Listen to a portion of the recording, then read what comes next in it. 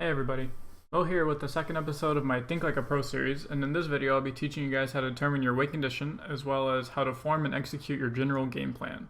However, before I start on the main video, I realized from this nice comment left to me on Reddit that this video reached a lot more people than I expected. And most of you have absolutely zero clue who I am, so I guess I'll tell you guys real quickly just about my background and my card game experience. So in 2015, I learned how to play Magic the Gathering by stumbling upon a card shop that was walking distance from my house. And I just dabbled in Magic, wasn't too serious about it until I moved away for college. After I moved to college, I found myself playing Magic a lot more than before and a lot more serious. I started winning tournaments here and there and placing a lot larger events like Opens and GPs. As well as along the way, I found out that I could make money playing Magic Online and MTGO by playing in their miniature tournaments or called leagues. So during college, I played Magic the Gathering professionally, being able to fully support myself only by playing Magic and streaming Magic. During this time, I traveled a lot, mostly to Opens, but to some GPs and Invitationals now and then. And because of how I placed at these events, I got to meet and playtest with several people that are really, really good Magic players, a lot better than myself, and I made friends with them. I'd share hotel rooms with players like Zan Syed and Julian John, and they'd ask me to playtest with them for hours and hours before the tournament, just so they could try and figure out their end of the matchup versus whichever deck I brought, because, in their opinion, I was a pretty good playtesting partner because I understood the matchup from my side, and I could give my viewpoint coming from the opposite side of the matchup to help them understand and eventually, form their game plan against the matchup. Along with Paper Magic success and MTGO success, I also managed to hit rank 4 in Magic Arena, and I held a top 5 spot for a week straight. I also used to care about Hearthstone back before I got into Magic super heavily. I hit Legend rank just about every month for about a year until I stopped playing it once I went Magic Hardcore. And I stopped playing Magic towards the end of 2018 because I finished college and all of my expenses went way up, so I needed to get, a real job, so I couldn't just get by with money, because I could have just gotten by playing Magic, but I really wanted to try and stabilize my future and have a better plan instead of just sliding by. So that's my history. For those of you that have no idea who I am, well, now you know. So now that that's out of the way, let's jump right into the first part of the video, which is determining your game plan before you even start your match. So I would like for you guys to please note that your game plan and your win condition are two completely separate things. The difference is your win condition will more than likely never change. The way you'll win most of your games is by putting your opponent's health to 0 right now in the state of Legends of Runeterra. Your game plan, however, should always be adapting and evolving based on each matchup and how the game is playing out. You might not have the same game plan when you're playing against a control deck as you would when you're playing against the aggressive deck. Your win con will most likely be the same, to get your opponents to 0, however your game plan will be completely different. And I promise you guys, if you don't change your game plan, and you go into a control matchup trying to play the exact same way as you would play against an aggressive matchup, you will lose a lot more than you'll win if you will just learn to adapt and figure out the best way to play each matchup, which hopefully by the end of this video, you'll have a pretty good idea of how to do that. So let's talk about general game plan. How are you going to get their life to 0? Each deck is going to try and do this in a different way. Some decks will do this with spells, a spell heavy deck. Others will try and do this with just playing very aggressive creatures or just a tempo based deck. It all differs based on what type of deck you're playing and how it's built. And the way I figure out how to determine the general game plan is through a process that was taught to me by my old mentor who made it to the Pro Tour several times in Magic the Gathering. And that process looks a little bit like this. So step 1 is to separate the cards into the different types. So in this case, you'd separate your cards into champions, followers, and spells. Step 2, you would read and understand the main card or cards in each deck is named after or built around. In Legends of Runeterra, the decks don't really have names at the moment. Most people just call them, like the Teemo deck or the Heimerdinger Ezreal deck or the Anivia Tryndamere deck, etc., etc. So in Legends of Runeterra, it's really simple. Most of the time, you just have to look at whatever champion or multiple champions the deck plays. And what you're looking at here is not to just simply, read the words of the card, but to look for keywords and understand why this champion is being played, why it might be good, and what this champion synergizes with. Step 3 is to compare different deck lists using the same champions or based around the same idea deck and pick out which cards you see that are repeated in every single iteration or most iterations of the deck. For example, not every single deck is going to play the exact same 40 cards. However, if you just put 4 decks side by side, you'll notice that maybe the same 10 cards show up over and over again, or maybe the same 7 cards show up over and over again. And those are the cards that you're wanting to look at right now in this step, and to figure out why these cards are being played. These are called, key support cards, and they're probably being played for a reason, whether they pair really, really well with the main card, or maybe your main card has a weakness that this card helps, pick up a little bit and make it not that bad. So these are the cards at this step that you're really going to be looking at and figuring out why they're played in every single iteration of the deck. Once you do that, you're going to want to read all the cards you haven't read by now. So all of the other cards that are swapped in and out, maybe the not as impressive cards, the just, little common one-cost cards. You're going to want to read all of those and figure out their purpose in the deck. I promise you, every card has some sort of purpose if it's in a well-performing deck. You just have to figure out why they're played. Nobody's going to play a deck, win a Grand Prix, but then have 6 cards that don't mean anything in their deck. Every little card, whether it's a small interaction that you don't notice, maybe it's just a little bit of a synergy to help out something here and there, they have a purpose, and you really need to take the time right now to figure out what it is. And the final step is just to play a lot. Practicing with the deck will let you figure out why cards are in there that maybe you didn't understand the purpose for.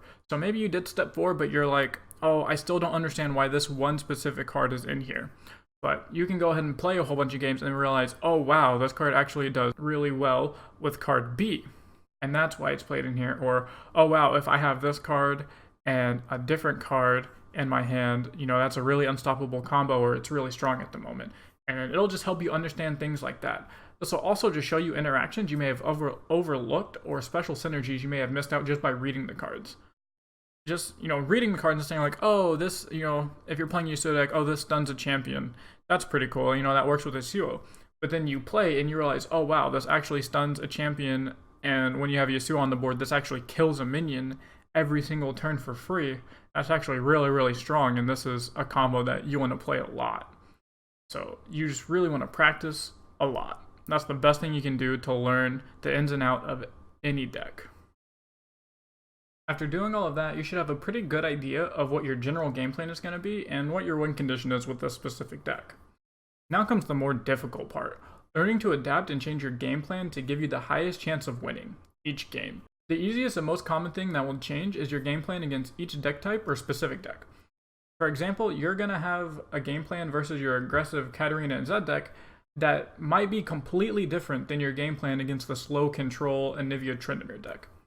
Luckily, in Legends of Runeterra, the game literally tells you what you're playing against before it starts. So not only can you immediately determine what your game plan is going to be and what you need to maybe try to execute, but you can also immediately start putting it into action by mulliganing away cards that aren't as helpful in a specific matchup. For example, if you're playing the Yasuo deck and you see you're against a control style deck, you're going to want to get rid of some of your stun cards and try and find more early game creature cards. Since the control deck plays very few creatures, the stun cards will be less useful than hitting them for damage starting on turn 2. Now the more complex part of determining your game plan is learning to adapt in the middle of a game to a brand new game plan, and what to look for that tells you, hey, you need a new game plan to win. This is mainly done through practice with the deck and learning the ins and outs of the deck.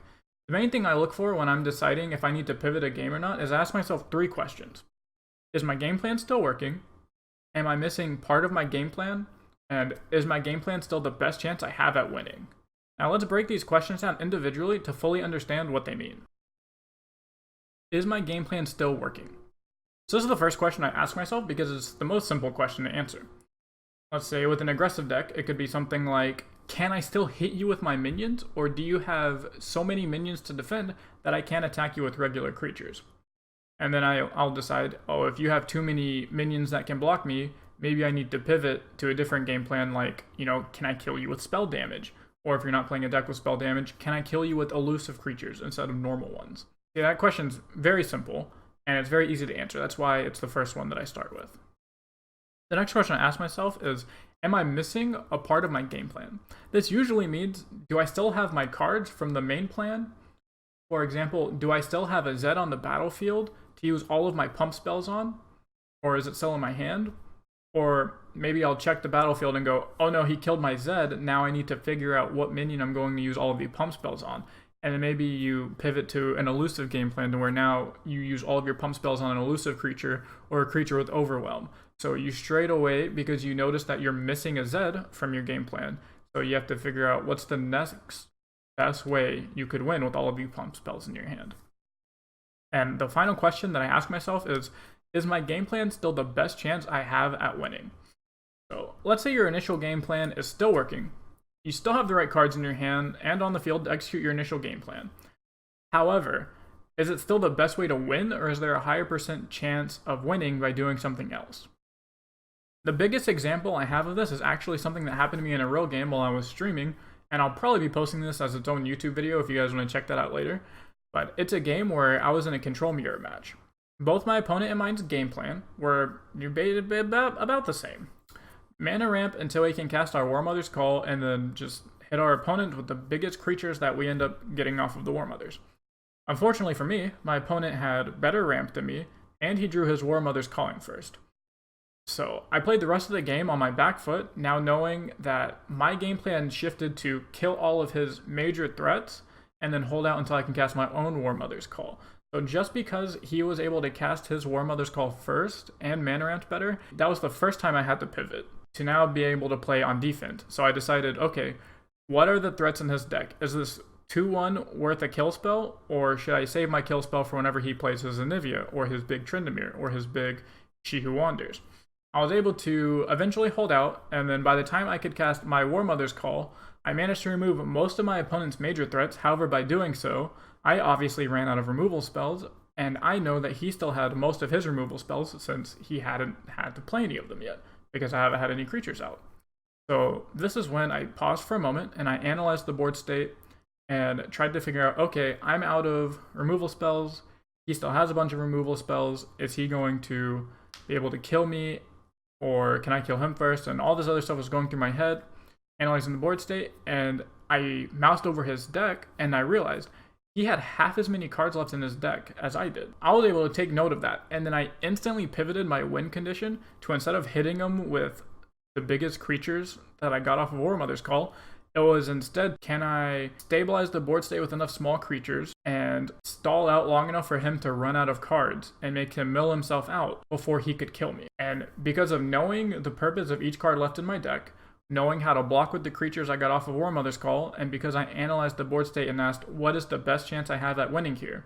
I was able to find this brand new game plan of milling my opponent out, and I executed it, and I was able to win. That's going to be it for this episode of Think Like a Pro. I know it was a little bit longer than the previous video, but I feel like this video was full of a bunch of advanced tips and insight. If you enjoyed, please make sure you subscribe and hit the bell icon so you get notifications for whenever I post a new video. And I appreciate all of your guys' support. These videos have hit a lot more outreach than I thought they would. And all the support that you guys are giving me both on Reddit and in my Discord, on my stream, and all of that is super amazing. And I really, really appreciate it, you guys. So that's going to be it for this video again. I appreciate you guys, and I'll see you next time.